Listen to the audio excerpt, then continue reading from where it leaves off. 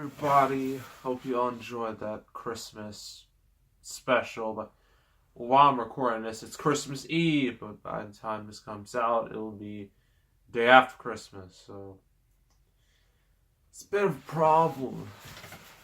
And by this point, all of you probably got your gifts. You know, some of you probably got new shoes or new games or I don't know. Legos, and those aren't even a thing anymore. I know they are, but you know. So again, we're not doing Christmas movies. Doing something that has nothing to do with Christmas at all. But it is an Oscar winner, Best Picture Oscar winner. So there's that. It is Birdman, or The Unexpected Virtue of Ignorance. But we're just going to call it Birdman for the sake of simplicity. This is made by, Alejandro G. Inarritu. Sorry I botched your name. This is the same dude who made The Revenant, which helped Leonardo DiCaprio win his first Oscar. This was before then. This is when he really got on the map. So it stars Michael Keaton, Tim Burton's Batman, and now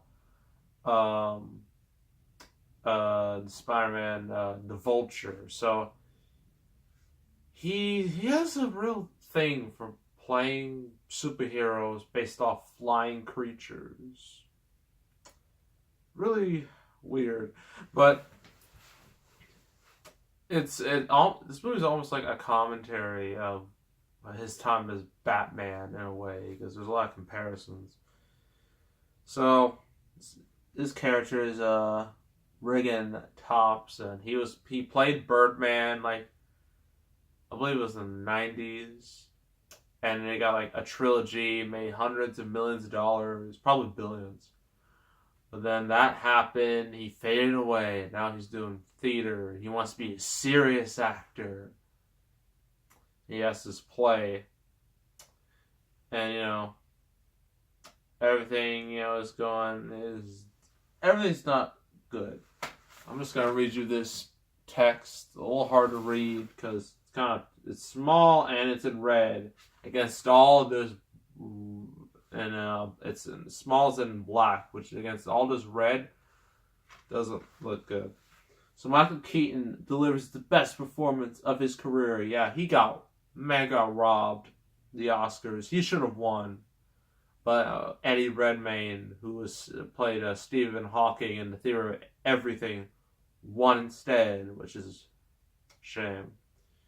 No, I haven't seen that movie, so I'm not going to judge. He was probably good. But I thought for sure he would lose after that disaster that's Jupiter Ascending. He was so horrible in that movie that I thought that would have killed his chances, but it didn't.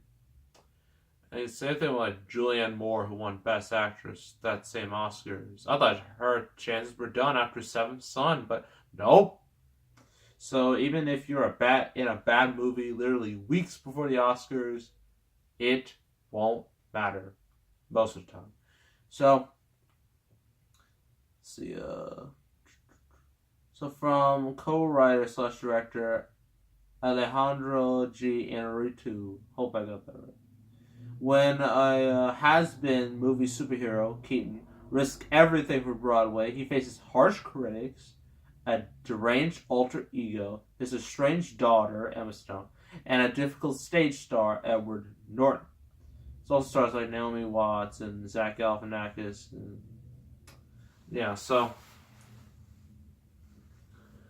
So he has like this inner voice. It's kind of like Randy Orton, where if you know Randy Orton, his theme song is like, I hear voices in my head. That's Birdman. Birdman is the voice in Michael Keaton's head. He's telling them, forget Broadway. You are a movie star. You need to come back, make a comeback. And Michael Keaton's just like, no, I want to be serious. In this play, it's an adaptation of a book that I will never read. And one of the actors literally like something like literally falls on his head. He's bleeding. I'm like, oh my goodness.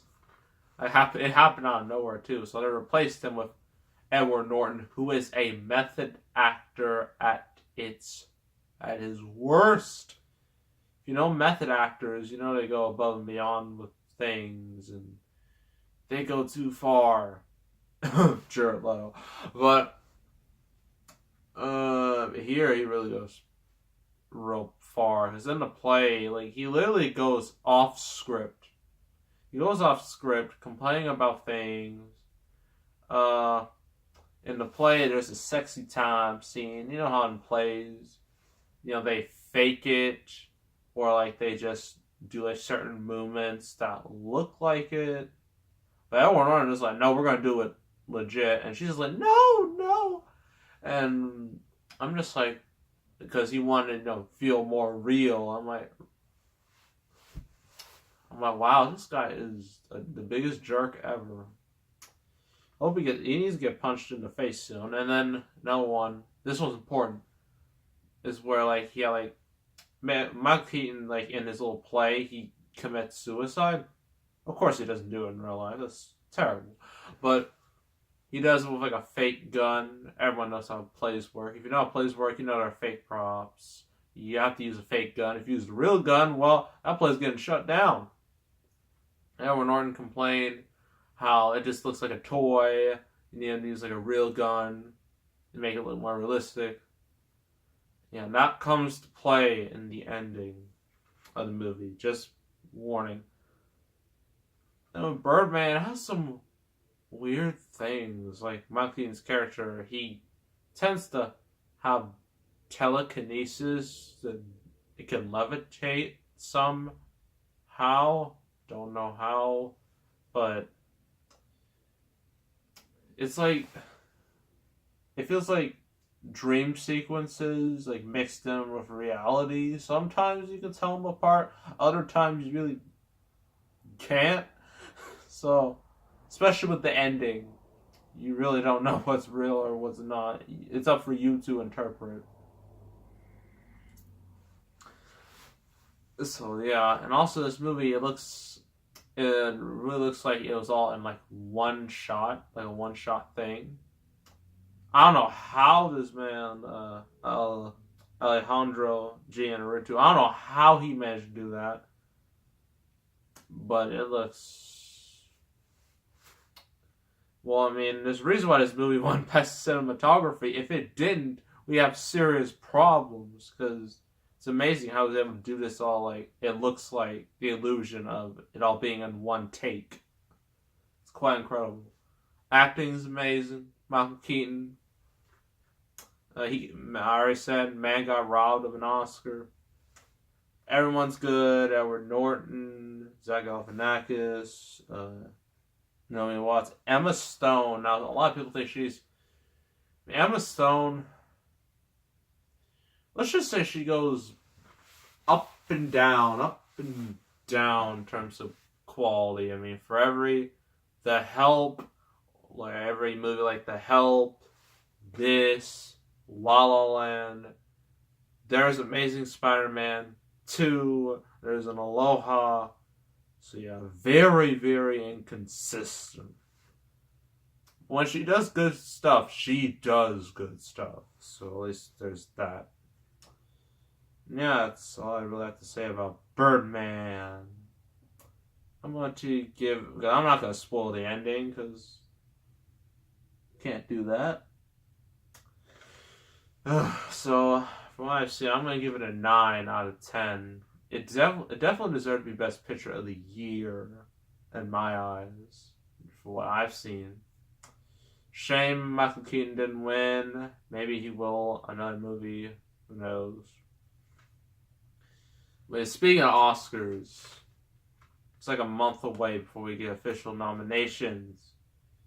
A lot of movies have come out recently that the Oscar bait type, like Shape of Water, Disaster Artist, I, Tonya, The Post, Molly's Game, All the Money in the World. Ugh, I don't want to talk about that ever. Yeah, but I'm really hoping this Oscars we get some mainstream movies. We need mainstream movies. The Oscars dropped the ball last year by not nominating Deadpool. If they nominated Deadpool, more people would have watched, even though Deadpool wouldn't have won. At least they would have watched just to see what would have happened. Yeah, that's the Academy being stupid. And there's two movies. If they don't nominate them, I'm ranting. I'm gonna rant hard when it happens. Logan, Get Out. If those two aren't nominated for like Best Picture or anything like that, then I'm done with the Oscars. I'm never gonna look at it ever again. And also, there are other movies I like to see nominated, like Baby Driver, Dunkirk. I thought was really good. Blade Runner 2049, maybe. It. That would be a real surprise. I'd love to see that get nominated. Wonder Woman, honestly, I think it is a bit overhyped. A lot of people are really rooting for it to get an Oscar nomination. I'm like, you're trying a little too hard there. Yeah, but at least it deserves some recognition, but it doesn't deserve all the recognition. You know what I'm saying? So, yeah. That's all with that. So, I already promised the Christmas Day Spectacular. Vince was just like, it's gotta be Shane against the Shield. You know, Roman, Seth, and Dean. In a 3-on-1 match. So I guess we're gonna have to see what that looks like right now.